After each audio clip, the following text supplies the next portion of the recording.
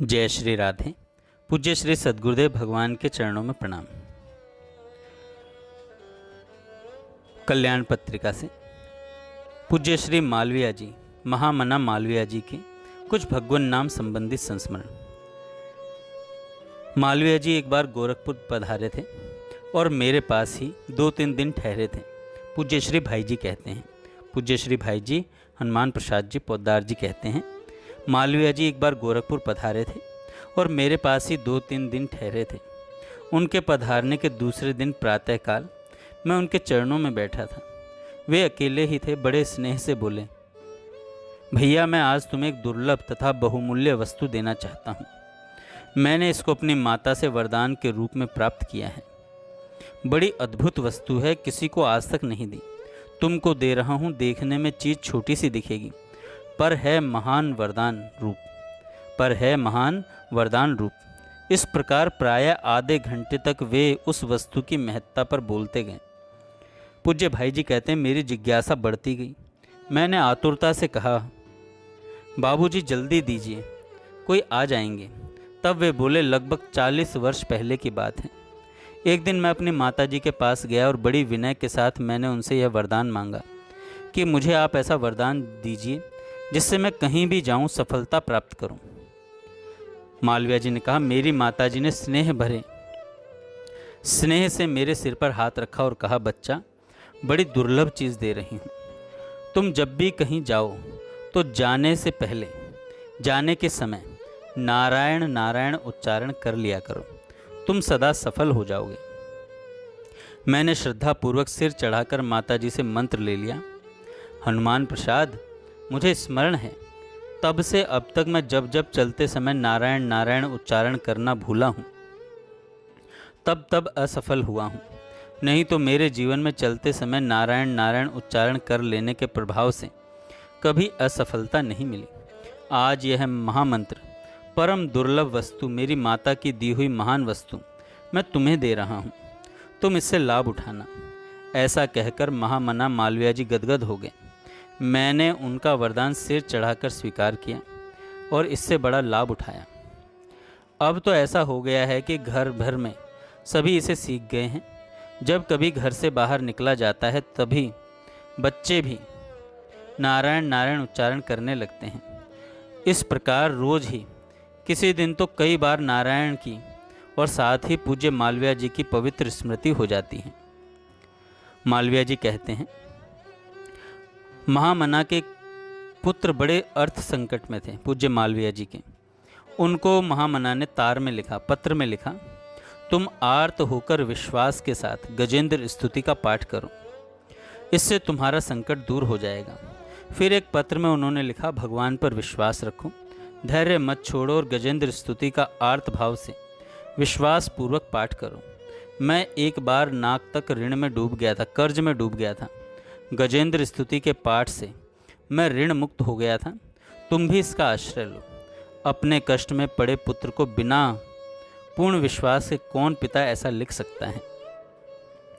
देखो भैया, नाम लेने से मनुष्य के सारे पाप उसी प्रकार कट जाते हैं जैसे दूध डालने से चीनी का मैल कट जाता है।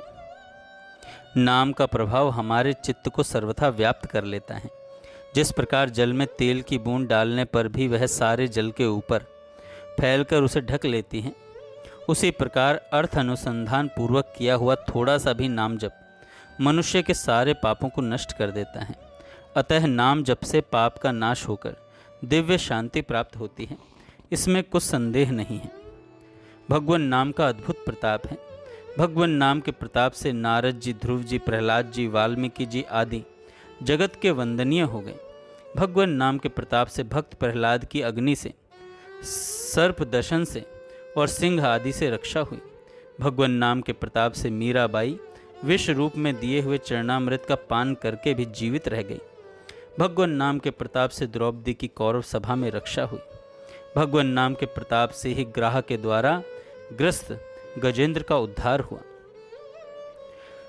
भगवान नाम के महात्म्य के संबंध में शास्त्रों में इतना अधिक कहा गया है कि उसका एकत्र संग्रह एक नए पुराण का रूप ले सकता है। भगवान नाम कौमुदी में आता है, संसार के समस्त प्रकार के पापों का नाशक भगवान का नाम है। श्रीमद् भागवत में आता है, जो मनुष्य गिरते पड़ते फिसलते कष्ट भोगते अथवा छींकते समय विवशता से भी ऊंचे स्वर से हरे नमः कहता है, वह समस्त पापों से मुक्त हो जाता है। विष्णु धर्मोत्तर पुराण में आता है, हे राजेंद्र, जिसकी वाणी में कृष्ण यह मंगलप्रद नाम रहता है, उसके करोड़ों महापातक तत्काल भस्म हो जाते हैं। वामन पुराण में आता है, जिस भाग्यशाली मनुष्य की जीभ पर हरि इन 2 अक्षर वाले भगवान का नाम विराजमान रहता है, उसके लिए गंगा, गया, सेतुबंध, रामेश्वर, काशी एवं पुष्कर तीर्थ का कोई विशेष महत्व नहीं है। उसने भगवान के नाम के प्रभाव से ऋग्वेद आदि 4 वेदों का अध्ययन कर लिया और अश्वमेघ आदि विशिष्ट यज्ञों को भी कर लिया।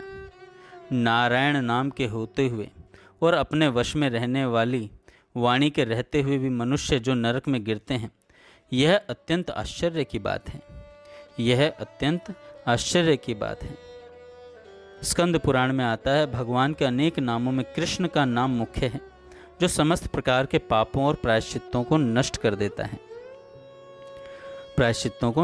देता है। भागवत जी में आता है, ओहो, जिसकी जीभ पर तुम्हारा नाम है वह चांडाल भी श्रेष्ठ है, क्योंकि जो तुम्हारे नाम का कीर्तन करते हैं उन श्रेष्ठ पुरुषों ने तप, यज्ञ, तीर्थ स्नान और वेद अध्ययन सब कुछ कर लिया। उनके लिए कीर्तन ही सब कुछ है। जिस प्रकार सिंह के भय से व्याकुल होकर गीदड़ प्राण रक्षार्थ इधर उधर भागते फिरते हैं, उसी प्रकार पापी मनुष्य भी यदि विवश होकर भगवान नाम का कीर्तन करता है तो वह तत्काल समस्त पापों से मुक्त हो जाता है। भगवान नाम कीर्तन के बारे में लिखा है, जिस स्थान में भगवान के नाम का कीर्तन होता है वह स्थान अत्यंत पवित्र और तीर्थ बन जाता है। वहाँ समस्त तीर्थ तब तक रहते हैं जब तक भगवान के नाम का कीर्तन होता रहता है। अतः जो व्यक्ति भगवान नाम कीर्तन में सम्मिलित होकर श्रद्धा भक्ति से भगवान के नाम का उच्चारण करते हैं, उनके पाप पुंजों का नाश हो जाता है और वे वैकुंठ लोक की प्राप्ति के अधिकारी बन जाते हैं। कलयुग में भगवान श्री कृष्ण के कीर्तन को प्रधानता दी गई है। भगवान श्री कृष्ण का नाम अत्यंत महत्वपूर्ण और सरल है। कृष्ण नाम के स्मरण, उच्चारण आदि का सबको समान अधिकार है। अतः सभी लोगों को श्रद्धा भक्ति से भगवान के नाम का उच्चारण कर परम पद प्राप्त करना चाहिए। भगवान के नाम कीर्तन में देश, काल, पात्र, शुचि, अशुचि आदि का कोई विशेष नियम नहीं है। अतः किसी भी अवस्था में कहीं भी भगवान नाम कीर्तन किया जा सकता है। भगवान नाम कीर्तन करने में मनुष्य स्वतंत्र है।